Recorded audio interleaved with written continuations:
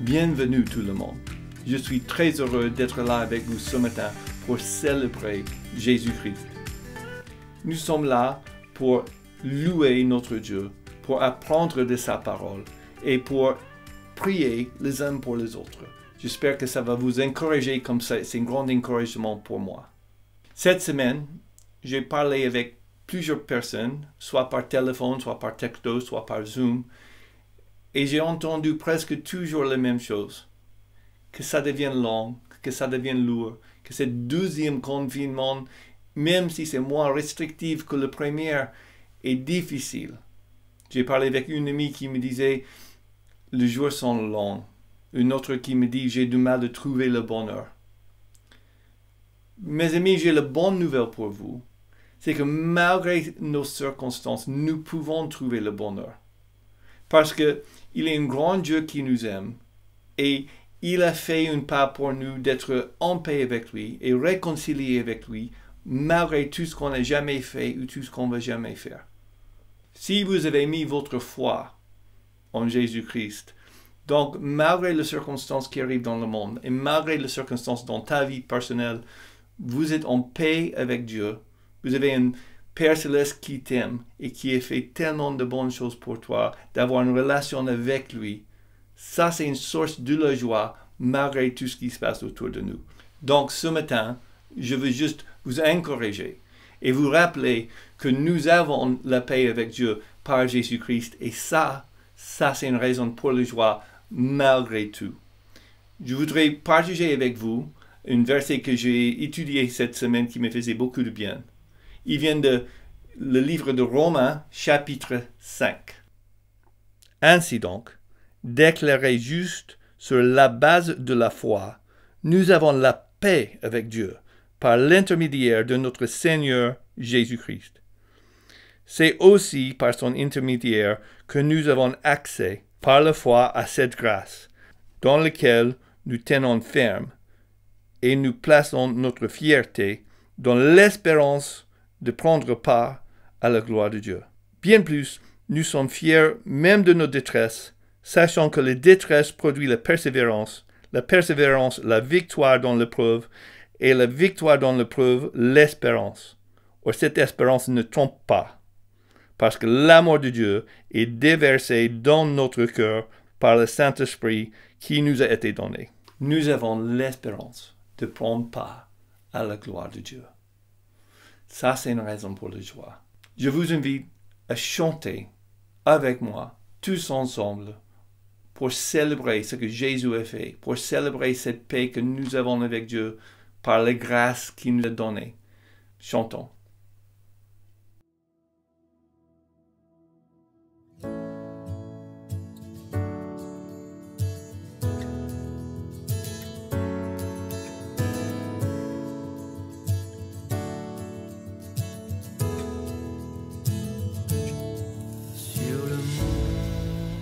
Calvaire, il était une croix où Jésus souffrit tant de douleur. Et c'est là qu'il mourut sur cet infâme bois pour sauver le plus vil des pécheurs. Cette croix me sera toujours chère, et les gloires et victoires pour moi. Et par elle en la maison du Père, la couronne est offerte à ma foi.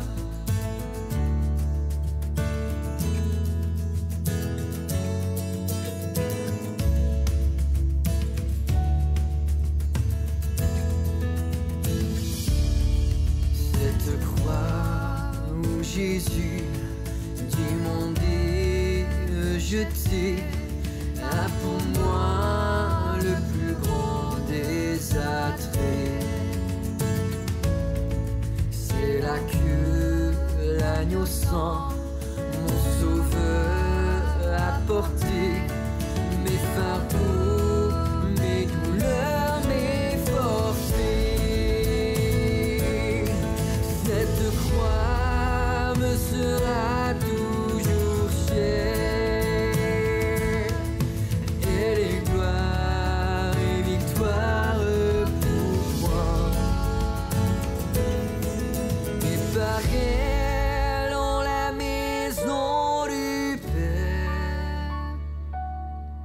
La couronne est offerte à ma foi.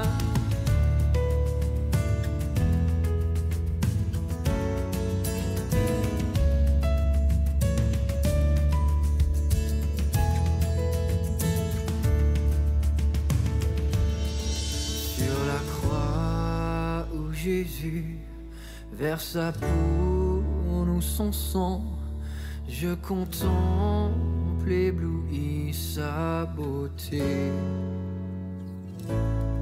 Sur la mort, le péché, son combat triomphant, fait de moi son heureux racheté. Cette croix me sera toujours chère. Elle est gloire et victoire pour moi. Et par elle dans la maison du Père, la couronne est offerte à ma foi.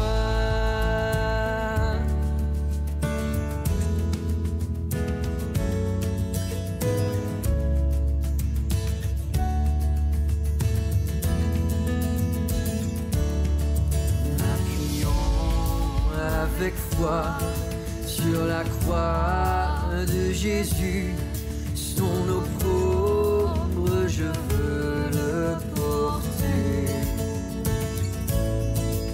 jusqu'au jour bienheureux où parmi les élus dans le ciel je pourrai l'exalter. Cette croix me sera toujours chère. Elle est gloire et victoire pour moi.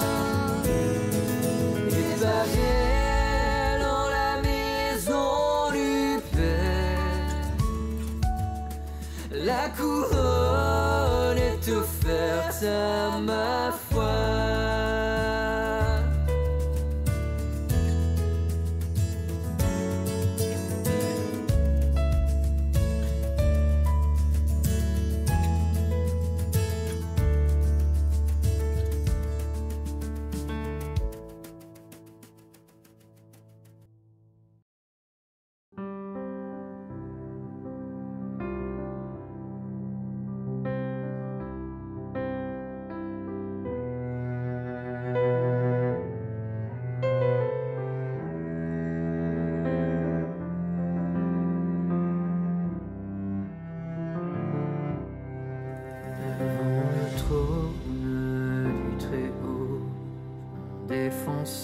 Sera plaider, cet avocat s'appelle amour, il intercède pour moi toujours. Mon nom est gravé sur ses mains, mon nom est inscrit sur son cœur, puisqu'il défend ma cause au ciel, nul ne pourra me condamner. Ne pourra me condamner. Et quand Satan me fait douter, vient me tenter et m'accuser, je lève les yeux vers celui qui a donné pour moi sa vie. Mon sauveur était innocent, sa mort me rend la liberté. Oui, Dieu le juste est satisfait et il pardonne mon péché. Et il pardonne mon péché. Voyez l'agneau ressuscité, il est le roi plein de bonté. Il ne changera jamais, et ma justice, mon bien, ma paix. En lui j'ai la vie éternel. Par son sang, il m'a acheté. Pour toujours, ma vie est cachée. En Jésus, mon sauveur, mon Dieu. En Jésus, mon sauveur, mon Dieu.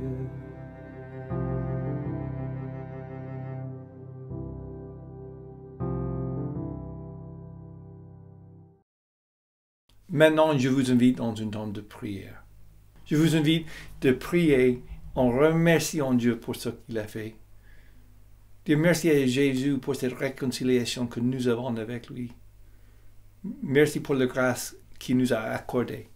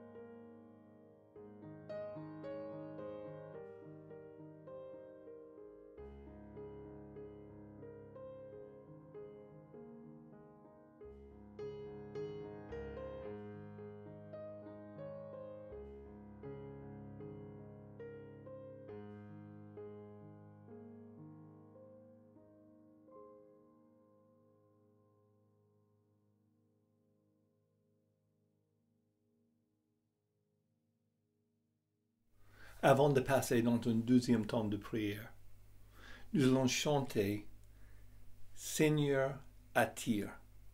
C'est un beau chant qui est en fait une prière qui dit au Seigneur, aide-moi, attire mon cœur à toi. Aide-moi de penser à toi plutôt que des choses terrestres. Aide-moi de réfléchir plutôt sur ce que tu as fait pour moi et que les choses que tu désires soient les choses que je désire, malgré les circonstances autour de moi.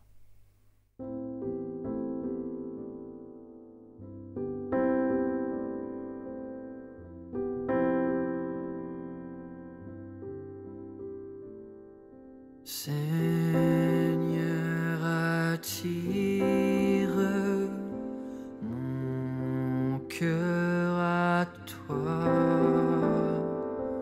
Je te désire tout près de moi. Ma délivrance dans le danger, c'est ta présence, divin berger. C'est ta présence, divin berger.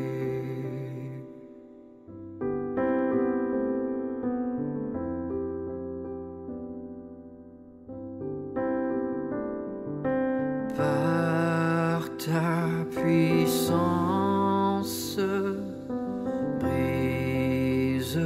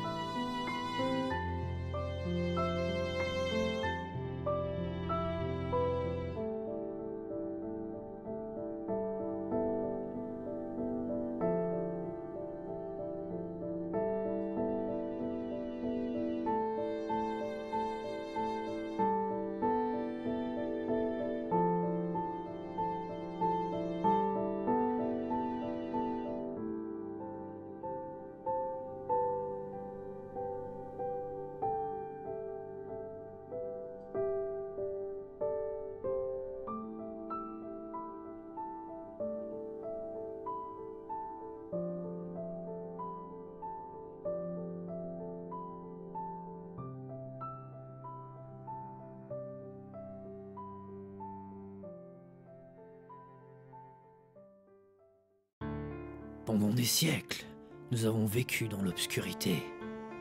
Nous avons mis en avant des valeurs comme la famille et la communauté, sans réaliser ce que nous savons maintenant depuis ces derniers confinements. Le secret du bonheur est dans l'isolement.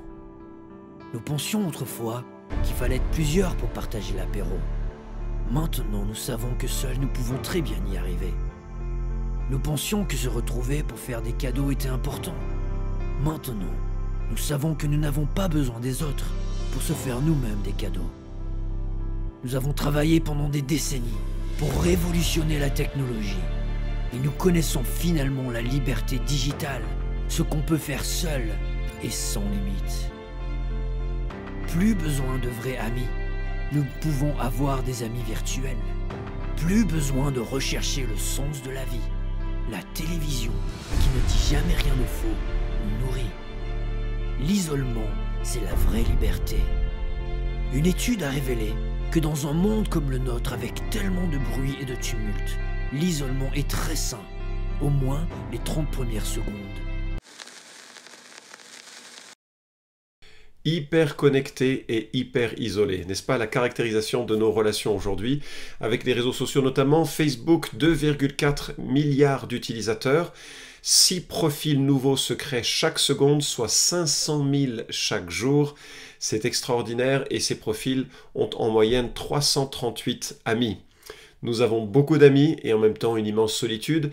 Instagram, 21 millions en France, 1 milliard d'utilisateurs dans le monde. Twitter, 186 millions d'utilisateurs quotidiens, 17 millions d'utilisateurs en France. Nous sommes connectés et nous sommes pourtant souvent seuls. Gérard Mermet, en Francoscopie, remarque « La recherche de la quantité de correspondants prime souvent dans les réseaux sociaux sur la qualité des relations qu'on entretient avec eux, car l'amitié dont il s'agit est moins liée à des atomes crochus qu'à des centres d'intérêt proches et des amis communs. » Et en fait, c'est vrai, les réseaux sociaux ont métamorphosé l'amitié, et j'en veux pas aux réseaux sociaux, en fait, je trouve qu'ils sont formidables et qu'ils permettent d'être connectés, et c'est une bonne chose. Il y a plein de bonnes choses associées avec les réseaux sociaux. D'abord, on peut connaître plein de monde, et puis on peut savoir ce qu'ils font, ce qui est forcément très intéressant le matin, lorsqu'on se lève et qu'on réalise que les autres personnes ont aussi un petit déjeuner. Et puis, on peut connaître plein de choses. Je sais ce qui se passe dans différents pays du monde et ça me permet de dormir tranquille. Le monde repose dans son fonctionnement sur ma propre analyse de la situation. Connaître d'autres points de vue, quoique les algorithmes nous montrent généralement ce que l'on aime rechercher. Donc, il faut réaliser que les réseaux sociaux et les recherches Internet focalisent notre attention sur ce que nous sommes déjà, ce qui crée un effet tunnel et en fait risque de minimiser notre perception que parfois nous avons tort. Je vous encourage à voir ce documentaire sur Netflix intitulé « Derrière nos écrans de fumée », c'est absolument extraordinaire. Bien sûr, il y a aussi quelques problèmes avec ces réseaux sociaux. Tu es ciblé par les marques, c'est-à-dire que les gens te regardent, en fait, tu es un peu comme dans un aquarium et les gens observent ton comportement. Tout ce que tu fais sur Internet est su, connu, référencé, je ne sais plus combien de milliers de caractéristiques sont attachées à ton profil. Et ensuite, bien sûr, des gens te vendent ou te proposent des services qu'ils considèrent absolument essentiels pour toi. Si tu es jeune, tu dois réaliser aussi que tu es suivi par des bad dudes. Il y a des gens qui géolocalisent les profils photos particulièrement alléchants de jeunes filles et qui ensuite vont essayer de les séduire. Il y a des risques d'être présent sur les réseaux sociaux et que les amitiés peuvent vite devenir des pièges alors qu'on ne l'imagine même pas. Il y a aussi ce risque de l'angoisse du loupage si jamais tu as loupé une information essentielle. C'est un autre problème. Je remarque que tes amis et mes amis se présentent toujours bien. On voit les belles photos de vacances, on voit les bons repas, on voit les rires entre amis et on compare avec nos vies, on se dit « Ah, eux au moins ils s'amusent et pas moi ». Et ça crée une forte pression de faire comme les autres quand finalement ce qu'ils font c'est qu'ils ne postent que les quelques minutes formidables qu'ils ont eues cette semaine et ça ne caractérise pas leur vie. Et en fait, on se rend compte que personne ne poste les situations où il pleure, les situations où il est seul, les situations qui sont parfois difficiles de la vie et qui font partie de la vie, mais parce qu'on ne les poste pas, on a l'impression que on est seul à vivre des choses difficiles. On a de la peine à être différent parce que se distinguer sur les réseaux sociaux, ça invite forcément et immédiatement des remarques assez sévères, assez difficiles. Et puis nos amis sur Internet sont beaucoup plus rapides à faire du public shaming, c'est-à-dire faire honte à ceux et celles qui leur déplaisent. Et donc très vite, on peut se retrouver un ennemi virtuel d'amis que nous étions. En réalité, toutes ces connexions, tous ces réseaux sociaux, tous ces liens, ça ne change pas notre solitude intérieure. Ça ne change pas ce moment où, le soir, seul dans notre chambre, on regarde notre cœur et on se dit, mais qu'est-ce qui est essentiel dans la vie? Et Dieu nous a créés pour des relations les uns avec les autres, des relations avec lui, bien entendu, elle est essentielle, cette relation avec Dieu. Alors je suis très conscient qu'en période de pandémie, où nous sommes confinés, c'est un peu un thème difficile à aborder, la notion de l'amitié et la notion de relation. Mais néanmoins, ce temps va passer, et ce que j'aimerais construire avec vous, c'est une perspective biblique de l'amitié. Alors voilà, si tu n'es habitué qu'à des relations Facebook, je t'encourage à sortir progressivement de ce paradigme, de cette bulle, de ce cocon, de cette manière de voir l'amitié, pour découvrir comment la Bible et surtout le livre des Proverbes parlent de l'amitié. On fait une série sur Proverbes et tu as remarqué qu'à partir du chapitre 10, je crois, et jusqu'au chapitre 30, on a une série de réflexions sur différents aspects de la vie. On les a rassemblés, je les ai rassemblés pour parler de l'amitié, pour voir un peu à quoi ça correspond. Et on va voir 4 étages de l'amitié selon le livre des Proverbes. 4 étages qui correspondent en quelque sorte à 4 niveaux d'engagement les uns avec les autres. Et le premier engagement, c'est l'engagement du bon voisinage. L'amitié, ça commence avec les gestes quotidiens, les attitudes quotidiennes qui permettent de nouer des relations avec notre prochain. Et c'est par là qu'il faut commencer, c'est par là qu'il faut apprendre à se maîtriser. Pour être un bon ami, on doit commencer par être un bon voisin. Premièrement, je ne me lance pas dans des contestations inutiles. Proverbe 3, 29 à 30 nous dit « Ne médite pas le malheur contre ton prochain lorsqu'il demeure tranquillement près de toi. Ne conteste pas sans motif avec un homme lorsqu'il ne t'a causé aucun malheur. » Un autre proverbe, chapitre 11, verset 12, « Celui qui méprise son prochain est dépourvu de sens, mais l'homme qui a de la compréhension se tait. » Ces proverbes sont particulièrement précieux si tu es hyper actif sur les réseaux sociaux. Et attention donc si tu as un avis sur tout. Tu n'es probablement pas en même temps médecin, acteur, menuisier, pilote de ligne, sage-femme, mère dévouée, banquier, prof de littérature ou d'histoire. Bref, il est probable que tu ne saches pas tout sur tout. Alors attention à ne pas dire les choses qui sont en fait le reflet de simplement une humeur. Tu connais des gens qui arrivent dans une soirée, qui boivent un verre et puis immédiatement après s'être détendu un peu, parlent de tout, mais vraiment de tout, critiquent tout et vraiment critiquent tout. Et en fait, ils sont là juste seuls et les amitiés qu'ils se créent, ce sont les amitiés des combats ou les amitiés des mêmes cibles. Et moi, je remarque ici qu'il faut avoir une certaine distance, pas rentrer dans des contestations de tous les sujets qui sont évoqués. On a le droit parfois de ne pas savoir, et surtout on a le droit et le devoir de ne pas mépriser ceux qui auraient un avis différent, ceux qui verraient les choses différemment. Un bon voisin, c'est quelqu'un qui parfois sait se taire. Deuxièmement, je ne m'établis pas juge du monde. Proverbe 25, 8 à 10. Ne te hâte pas d'aller plaider, car que feras-tu dans la suite lorsque ton prochain t'aura confondu ? Plaide ta cause contre ton prochain, mais ne révèle pas le secret d'un autre, de peur qu'en l'apprenant il ne t'insulte et que ta médisance ne puisse être rattrapée. Et ici, Salomon, il nous met en garde de 2 choses. Ne pas prendre parti trop vite, même dans des discussions sympas, privées, ne pas révéler ce qui t'a été confié en secret. Apprendre à aimer, apprendre à avoir des amis, c'est apprendre à suspendre son jugement. Ça tweet pas mal, ça d'ailleurs. Hein. Apprendre à aimer, c'est apprendre à suspendre son jugement. Apprendre à aimer, c'est parfois se taire et ne pas rentrer dans tous les conflits parce que tu sais quoi ? Tous les conflits ne te concernent pas. Le monde se fracture violemment entre les véganes, les climato-sceptiques et ceux qui s'érigent en sauveurs de la Terre. Le monde se fracture entre ceux qui exigent le masque et ceux qui le rejettent comme inutile. Ne te bats pas sur ce qui est secondaire. Si vous entendez parler d'un problème de couple, attendez d'avoir entendu les 2 côtés avant de vous forger une idée. Et si quelqu'un te confie quelque chose parce qu'il te fait confiance, ne le dévoile pas. Ne le dévoile pas. Je suis assez surpris de la manière dont les gens parlent. J'ai fait un podcast récemment sur l'Antichrist. Qu'est-ce que la Bible dit de l'Antichrist? Et il y a des gens qui ont dit dans les commentaires YouTube, mais l'Antichrist c'est, 3 petits points, je vous le dirai pas parce que c'était tellement gratuit et tellement incroyable de lire ça. Les gens ont un avis très facile. Troisièmement, je prends du recul vis-à-vis de mes ennemis. Proverbe 24, 17, « Ne te réjouis pas si ton ennemi tombe, et quand il trébuche, que ton cœur ne soit pas dans l'allégresse. » L'un des grands privilèges du chrétien, c'est qu'il sait que Dieu fera justice en son temps. Il n'y a aucun conflit qui ne sera pas résolu. Aucun. Y compris les conflits que nous pouvons avoir dans l'Église, y compris les conflits qui peuvent exister dans un couple. Dieu fera justice. Dieu va rétablir le droit au moment où nous passerons dans l'au-delà et au moment où il instaurera son règne. Et donc cela veut dire que moi je peux pardonner parce que pardonner c'est lui laisser le soin de gérer les conflits et leur résolution. Mais au-delà du pardon, je peux maintenir une attitude de recul. Tous les humains que nous sommes sont faibles et fragiles. Certaines font des crasses, certaines personnes sont vraiment capables de pourrir la vie des autres. Peut-être c'est leur éducation ou leur manque d'éducation, peut-être c'est leur alimentation. Mais Dieu jugera leur cœur et je trouve qu'il est pertinent pour moi de prendre du recul vis-à-vis de mes ennemis. Quatrièmement, je ne m'énerve pas contre ceux qui font le mal. Proverbe 24, 19, « Ne t'irrite pas à cause de ceux qui font le mal, n'envie pas les méchants. » C'est l'un des grands pièges des réseaux sociaux parce que c'est une sorte de boîte de résonance. Mais on peut prendre du recul. Il y a quelques siècles, quelques décennies même, on ne savait pas ce qui se faisait, ce qui se vivait.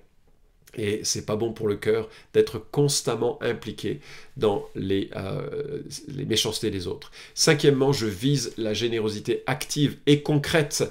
Proverbe 3, 28 et 14, 21 nous disent « Ne dis pas à ton prochain, va et reviens, demain je donnerai quand tu as de quoi donner. » Celui qui méprise son prochain est un pécheur, mais heureux celui qui prend pitié des malheureux. L'amitié commence aussi par cette compassion qu'on développe à l'égard des plus démunis. Alors je ne sais pas ce que vous faites chez vous, vous pouvez peut-être avoir une boîte à petite monnaie qui petit à petit rassemble quelques sous et quelques sous qui peuvent faire une différence dans la vie de quelqu'un à un moment donné, au moment des fêtes de fin d'année ou autre, ou bien un budget organisé pour des offrandes exceptionnelles qui sont données à ceux qui sont les plus démunis et qui ont le plus besoin de notre aide. Avec Laurie, mon épouse, on a décidé de soutenir de temps en temps une mission qui travaille auprès des prostituées, souvent des prostituées forcées, pour les aider à sortir de ce milieu, et c'est en plus des offrandes que nous faisons à l'église, qui sont régulières, qui sont fondées sur les montants de nos revenus, mais ça permet de pouvoir projeter un peu de notre abondance vers ceux et celles qui sont les plus démunis. Le commentaire de Kidner sur le livre des Proverbes résume ce qu'on vient de voir. Il dit « Le bon voisin doit être avant tout un homme de paix qui non seulement répugne à chercher querelle, ou à l'attiser, mais qui témoigne au contraire d'une bonté désarmante et se montre généreux dans ses jugements. C'est un homme qui comprend que le silence est souvent préférable à la critique et que le dégoût que vous inspire un être peut être dû plus à la méchanceté de votre propre cœur qu'au sien.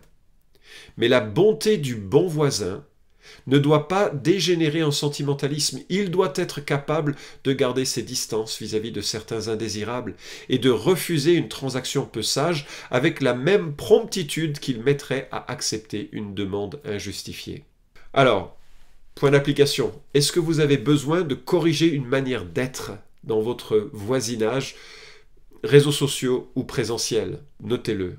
Parlez-en à Dieu. Prenez une décision énergique. Moins d'agressivité, moins de calomnie, moins de jugement dans vos discussions, moins d'affirmations gratuites sur les réseaux sociaux, plus de générosité financière pour ceux qui sont dans le besoin. Réfléchissez un instant, quelle est votre décision? Ça, c'est le premier étage. Selon un dictionnaire biblique, la notion d'ami et d'amitié comporte 3 composantes dans l'écriture.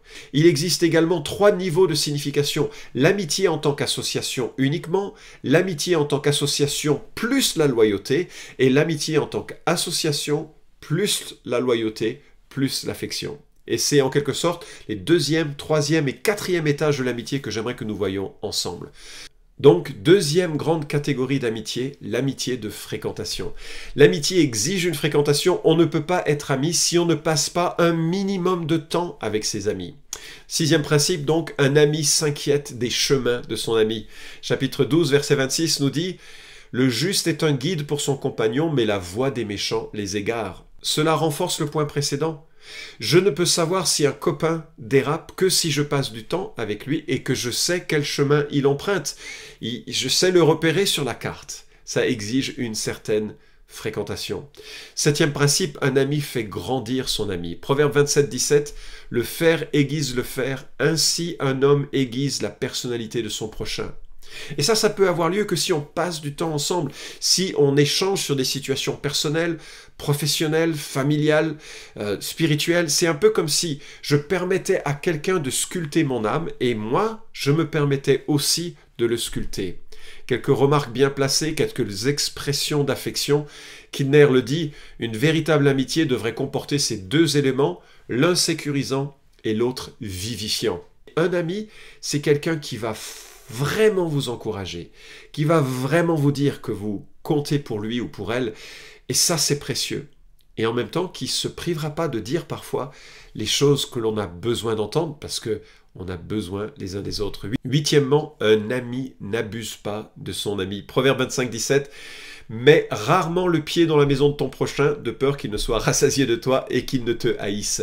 Il y a un aspect intéressant ici. Alors, c'est un peu dit de façon provoque, parce que ça semble nier ce que je viens de dire, mais un ami, il a du tact.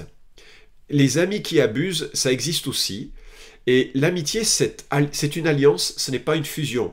Et il y a parfois une forme d'abus sur l'amitié qu'il faut reconnaître et qu'il faut savoir mitiger. Quels sont les quelques amis que tu fréquentes pour ton bien et pour leur bien? Quels sont les comportements que tu dois modifier ou accentuer pour grandir en amitié? Je lisais cette histoire amusante d'une femme qui dit « Mon fiancé m'a quitté 3 jours avant notre mariage.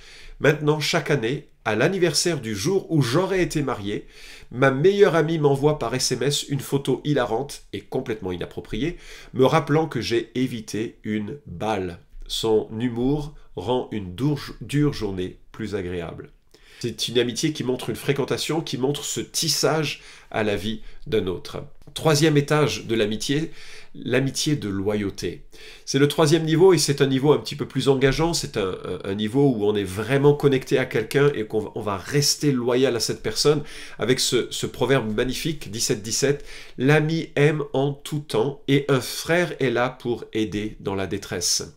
Aimer en tout temps, c'est aimer quand l'ami passe par un temps difficile, quand l'ami est lâché par les autres, quand l'ami devient moins aimable parce qu'il a eu une journée ou des circonstances difficiles, quand l'ami apporte moins d'amitié et qu'on ne tire moins de choses personnelles et agréables de cette amitié. Un ami comme ça, il est là. Un mot, une présence, un cadeau, une lettre, un SMS, une visite, il y a une constance dans la relation, même si cette relation peut être occasionnelle parce que les emplois du temps sont comme ça, mais il y a cette fidélité, cette loyauté à la relation, cet engagement. C'est vraiment ce qui a manqué à Job. Job, c'est le livre où il y a le plus utilisé, avec Proverbe, le mot « ami ». Et on sait qu'il a eu des amis, mais pas des amis trop chouettes, parce qu'ils ont essayé non pas d'être simplement à ses côtés, mais d'expliquer sa souffrance, expliquer Dieu, expliquer sa culpabilité de façon absolument erronée. Dieu le dit à la fin du livre de Job, « Vous avez mal parlé de moi à mon serviteur Job ». 10e, l'ami sait reprendre et être repris. 27.6, 12.1, les blessures d'un ami sont dignes de confiance, les baisers d'un ennemi sont trompeurs. Chapitre 12, verset 1, celui qui aime être corrigé aime la connaissance, celui qui a de la haine pour la réprimande est bête. C'est un verset que nous avions mémorisé en famille, il y a longtemps. On a besoin donc de nous reprendre les uns les autres. Je suis en train de terminer un livre que l'on m'a prêté, Pierre Klosterman, Le Grand Cirque. Cet as de la Seconde Guerre mondiale, français, rapporte qu'un journal britannique dédié aux pilotes de guerre rapportait systématiquement, et non sans ironie, les gaffes ou les histoires croustillantes qui revenaient du front. Alors c'était parfois tragique parce que c'était aussi comme ça que des pilotes perdaient la vie, mais ça crée une sorte de plateforme, une sorte de sagesse collective qui naissait dans la conscience du pilote pour éviter que les erreurs des uns deviennent les erreurs des autres. Savoir reprendre et être repris, c'est fondamental. 11e, l'ami a du tact. Il ne blesse pas inutilement. Chapitre 26, verset 19 dit « Ainsi est un homme qui trompe son prochain et qui dit « c'était pour plaisanter ». À ce qui précède doit donc s'ajouter que la loyauté ne blesse pas inutilement. Tromper, blesser, faire du mal, même si c'est sous l'excuse de l'humour, ça reste tromper, blesser, faire du mal. Et parfois, les gens essayent de faire passer des choses qui n'arrivent pas à le dire courageusement en frontal par l'humour, et ils font encore plus de mal parce que ça laisse cette ambiguïté. Mais est-ce que c'est vrai ce que tu dis de moi? Ou est-ce que c'est faux, ironique? Et ça peut être quelque chose, par ce manque de tact, qui brise la loyauté que l'on doit avoir au sein d'une relation. Mais cette loyauté, elle doit nous aider à porter des fardeaux. Est-ce que nous sommes des amis loyaux vis-à-vis de ceux qui nous entourent? Blesser les sentiments de l'autre, c'est l'inverse d'une amitié. Alors cette loyauté, ça doit nous conduire parfois à encourager, peut-être de façon un peu lourde, celui ou celle qui est vraiment au fond du trou. Je pense à ce témoignage de cet homme qui disait « Après la mort de ma femme, de 44 ans, je n'ai pas senti le besoin de socialiser. Mais ça n'a pas empêché mon ami Tony de m'inviter à me joindre à un groupe de gars qui se réunissait tous les jeudis pour le dîner. Je lui ai dit que je n'étais pas prêt. Il m'a rappelé la semaine suivante. J'ai encore dit non. Il a continué d'appeler chaque semaine. Et finalement, j'ai dit « Ok, je vais y aller. Je ferai tout pour t'empêcher de m'appeler chaque semaine. » Et ça fait maintenant 6 ans que ma femme est morte, et grâce à Tony, je vais dîner chaque semaine avec le gang que nous avons surnommé Roméo, enfin c'est un acronyme pour des gens qui étaient à la retraite et qui étaient seuls. 4e niveau de l'amitié, dans le livre des Proverbes, l'amitié implique l'affection. C'est pas simplement une fréquentation, c'est pas simplement une loyauté, c'est aussi quelque chose qui va beaucoup plus loin, qui se nourrit d'affection. Les tripes sont impliquées. Et 12e, on remarque, et ça c'est la forme négative de ce que je voudrais souligner, l'amitié ne cherche pas à profiter. Plusieurs versets en parlent assez souvent. Chapitre 14, verset 20 par exemple, le pauvre est haï même par son proche, mais ceux qui aiment le riche sont nombreux. 19.4, la richesse augmente le nombre des amis, mais l'indigent est séparé de son ami. 19.6, beaucoup de gens flattent le notable et chacun est l'ami de celui qui fait des cadeaux. Cela semble pas très affectueux dans ces passages et c'est exactement cela le problème. Beaucoup de relations se nouent autour de ce que l'on reçoit. L'amitié est remplie d'affection sans se préoccuper de ce que l'on cherche à recevoir. Et là, on a en quelque sorte l'inverse. L'affection, c'est cette idée que la relation génère un bien-être juste à être là ensemble, pas à ce que je peux gagner autre que l'amitié elle-même. C'est tout l'inverse du profiteur. Et dans cette veine, je viens de terminer le livre de Leslie Vernick et je trouve vraiment remarquable la manière dont l'auteur parle de ceux et de celles qui profitent des autres et abusent des autres, et c'est l'inverse de cette affection qui doit être au centre de l'amitié. L'amitié crée un lien plus fort que la famille. Celui qui a des amis peut les avoir pour son malheur, mais il est tel ami, plus attaché qu'un frère. L'exemple le plus tragique de cette première partie de verset, c'est certainement Judas, qui a été le proche de Jésus, mais qui s'est tourné contre Jésus. En même temps, un vrai ami va créer un lien qui est plus fort que la famille, parce que la famille n'engendre pas forcément des atomes crochus. Enfin, on ne choisit pas sa famille, elle est là, et on aime les membres de sa famille. Mais l'amitié, c'est quelque chose qui génère une affection particulière et qui va au-delà du lien familial. 14e et dernière remarque, félicitations d'avoir tenu jusqu'ici. L'amitié apporte de la douceur à la vie. Proverbe 27.9, c'est mon verset préféré à ce sujet. L'huile et le parfum réjouissent le cœur, et la douceur d'un ami vaut mieux que les conseils qu'on se donne à soi-même. Il y a beaucoup d'éléments dans cette métaphore. Il y a la métaphore de l'huile et du parfum. Enfin, j'aime beaucoup les parfums, j'aime beaucoup les senteurs différents de ces parfums. Il y a un côté agréable, sensuel. Il y a aussi certains parfums qui sont associés à certaines personnes. Et il y a quelque chose vraiment de l'ordre de la personnalité. Bref. Les sens sont éveillés par un parfum, et c'est aussi le symbole de consécration avec l'huile qui est là. L'amitié, elle va générer un élan, une force, un engagement dans la vie, et en même temps, Salomon en parle comme une douceur qui est similaire, c'est celle de l'amitié, et cette amitié, elle est préférable à cette solitude où on se parle en vase clos. Et c'est un peu ce qui se passe quand on reste seul et qu'on ne veut pas évoquer la vie, on ne veut pas prendre les devants pour nouer des relations avec d'autres. Et il y a quelque chose là qui est tragique. On a besoin les uns des autres, et alors que se crée cette relation, cette discussion, eh ben on on sort un peu de cet enfermement où on pense seul et on ne pense pas toujours vrai. Où est-ce que vous en êtes? Peut-être ce serait ça à mémoriser. Voisinage. Est-ce que je suis un bon voisin? Un bon voisin dans les réseaux sociaux, un bon voisin dans le voisinage, un bon voisin quand je prends l'apéro, un bon voisin quand je suis avec d'autres. Réfléchissez à ça. Vraiment. Est-ce que vous êtes dans cette prise de parole constante? Ou bien dans ce silence et cet intérêt pour l'autre? Association. Est-ce que vous vous associez vraiment en laissant votre cœur ouvert à certaines personnes? Est-ce que vous êtes loyal avec ceux et celles que vous fréquentez en plus grande amitié? On ne peut pas être l'ami de tous, mais il y a quelques personnes où on peut être loyal. Est-ce que vous êtes loyal avec eux? Et puis, affection, est-ce que vous exprimez, est-ce que vous recevez l'affection de certaines personnes? Il y a une histoire d'amitié dans la Bible qui illustre ce que je viens d'évoquer, c'est l'amitié qui unit David et Jonathan. On lit en 1 Samuel chapitre 18 que non seulement ils étaient proches l'un de l'autre, mais à cause du fait qu'ils étaient proches l'un de l'autre, ils ont fait alliance l'un avec l'autre. C'est un peu le concept d'un groupe de croissance où on va faire alliance les uns avec les autres pour s'encourager, se forger un chemin, à s'aimer et à se faire du bien les uns les autres. Ceux qui sont de l'église de QC savent que nous avons perdu un être cher ces quelques dernières semaines avec le départ de Liliane, une femme remarquable qui, après sa conversion, je pense qu'elle avait une quarantaine d'années à ce moment-là, s'est vraiment engagée avec beaucoup de discrétion mais de fidélité dans la vie de l'Église et puis aussi à nouer des liens très, très forts. Et au moment de la cérémonie, la famille qui découvrait un peu cet aspect de sa vie, où peut-être elle avait été assez discrète à ce sujet, ils étaient assez surpris de voir à quel point elle était aimée dans cette assemblée.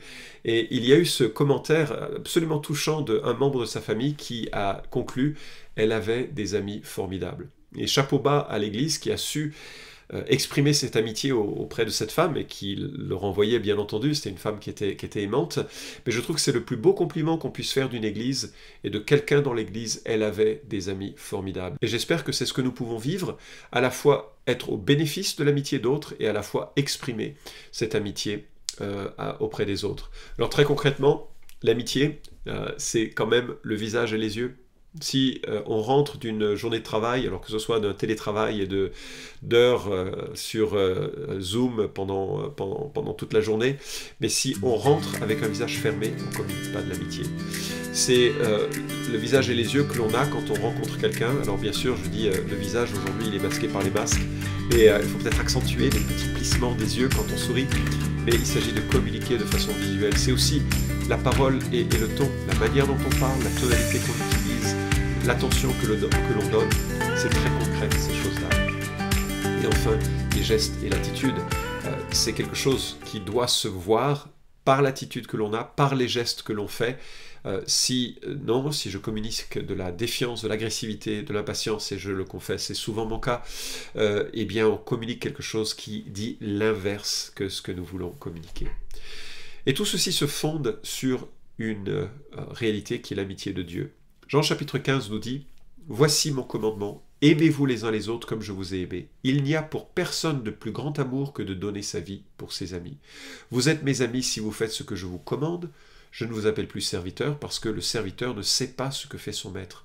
Je vous ai appelé ami parce que tout ce que j'ai appris de mon Père, je vous l'ai fait connaître. » Il y a quelque chose de bouleversant dans ce qui est dit ici.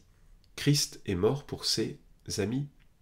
Je l'avoue, je n'arrive pas à me considérer l'ami de Jésus. Je vois tellement de défauts, de déficiences dans mon chemin. Mais Christ est mort pour que nous soyons adoptés dans sa famille, et il nous parle en tant qu'ami. Pourquoi ? Parce qu'il nous a informés. L'ami, c'est pas simplement celui qui a des palpitations relationnelles. Ici, l'ami, c'est quelqu'un qui est au courant de ce que fait son maître. Et bien sûr, nous sommes au courant de ce que fait son maître. Il nous a laissé l'Écriture pour qu'on sache ce qu'il veut. Il nous a laissé l'Écriture pour qu'on sache obéir, nous orienter, cheminer, avancer. Nous sommes au courant de l'intention et de la mission de notre Maître. Et nous sommes ses amis si nous lui obéissons. Non pas que nous devenons ses amis par l'obéissance, mais parce qu'il nous a sauvés et que nous mettons en place une vie d'obéissance, notre amitié et notre intimité avec le Christ grandit. Christ nous rachète pour que nous puissions être proches de lui. Je vous ai appelé amis parce que tout ce que j'ai appris de mon Père, je vous l'ai fait connaître. Et j'espère que vous faites partie de ceux qui, le matin, à midi ou le soir, je ne sais pas quelle est votre habitude de vie, vous vous plongez dans l'Écriture avec l'adoration comme objectif, de vivre plus près de Christ, dans une vie d'obéissance plus réelle, plus substantielle, pour que cette communion et cette intimité avec Christ deviennent si fortes qu'elles débordent sur les relations que nous avons, les relations de voisinage, les relations de fréquentation, les relations de loyauté et les relations d'affection. Je vous ai proposé trop de versets pour ce message, j'en suis bien conscient, donc j'ai créé un petit document avec l'ensemble de ces versets que vous pouvez imprimer. Moi, ce que je vous propose de faire, c'est de choisir un verset qui particulièrement redresse une habitude mauvaise peut-être que vous avez, ou peut-être qui vous encourage dans une habitude bonne que vous devez développer. Peut-être il faut développer des habitudes de bon voisinage, peut-être il faut développer des habitudes de loyauté, d'affection. Je ne sais pas ce qui est de votre devoir, ce que le Saint-Esprit met sur votre cœur en ce moment, mais avec son aide, développer l'un ou l'autre de ces aspects qui a été évoqué pendant ce message pour que ça devienne une habitude et que non seulement vous soyez un meilleur ami pour ceux qui vous entourent, mais que aussi par cela même, cela génère de plus grandes amitiés autour de vous.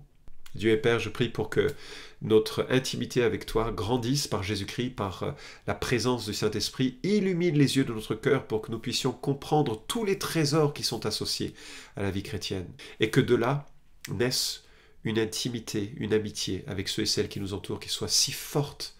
Seigneur, aide-nous à être des amis tels que tu voudrais que nous soyons auprès de ceux qui nous entourent. Et je prie cela dans le nom de Jésus.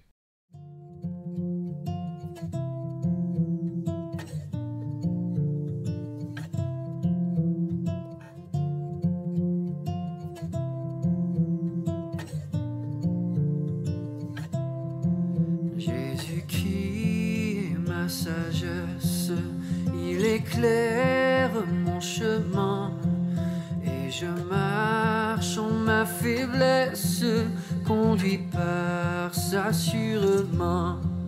Il éclaire mon chemin, il éclaire mon chemin et je marche en ma faiblesse, conduit par sa sûrement.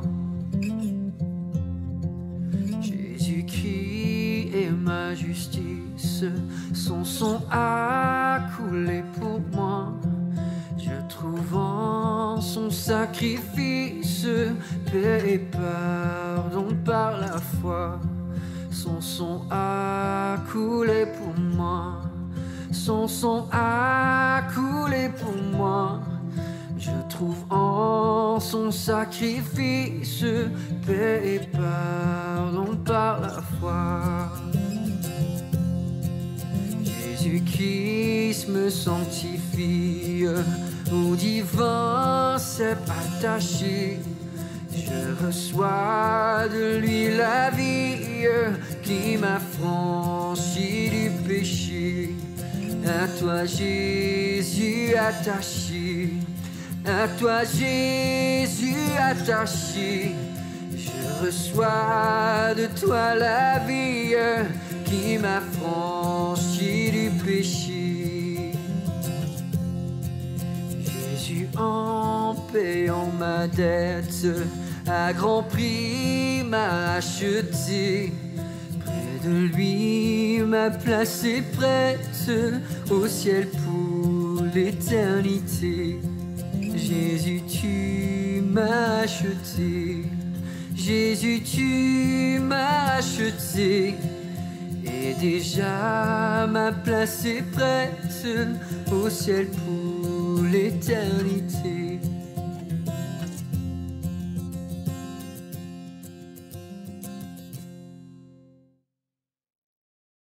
Bonjour à vous tous, je me réjouis pour tous ceux qui nous ont rejoints sur YouTube ce matin. Je m'appelle Marlise et je fais partie de l'église Villeurbanne-Cusset. Voilà, je vous invite à prier avec moi. Oui, merci notre Dieu pour ta parole que nous avons entendue ce matin et qui nous instruit. Nous savons qu'elle est inspirée de toi et qu'elle est utile pour nous enseigner, pour nous convaincre, pour nous corriger, pour nous instruire dans la justice, afin que tous ceux qui croient en toi soient accomplis et propres à toute bonne œuvre. que cette parole, Seigneur, puisse rester gravée dans nos cœurs et qu'elle nous transforme petit à petit à l'image de Jésus-Christ. Seigneur, nous savons que nous vivons des temps difficiles, tu le sais, et nous voulons placer encore une fois de plus notre confiance en toi, parce que nous savons que tes promesses sont véritables et que toute chose concourt au bien de ceux qui t'aiment. Je te prie particulièrement pour nos autorités, parce qu'elles ont besoin de sagesse, de discernement. Je te remets aussi le corps enseignant. Tu vois qu'ils doivent souvent faire face à pas mal de changements et aussi au questionnement des jeunes face à un avenir incertain. Seigneur, merci de soutenir ceux qui ont le désir de partager l'Évangile avec cette génération montante. Qu'ils soient fortifiés, inspirés de toi.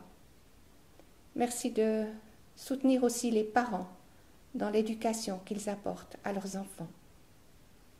Et devant cette nouvelle semaine qui s'ouvre devant nous, Seigneur, donne-nous d'avoir des cœurs qui s'affermissent en toi et que nous puissions vraiment faire toutes choses pour ta seule gloire. Au nom de Jésus. Amen. Voilà, je vous souhaite une bonne fin de dimanche. J'espère que vous serez à nouveau connectés la semaine prochaine. Et je profite de remercier encore tous ceux qui préparent ces cultes en ligne. Au revoir. Merci Florent pour cette prédication et merci Marlise pour cette prière. Notre temps ensemble pour cette semaine touche à sa fin. Je vous souhaite un excellent dimanche et une très bonne semaine.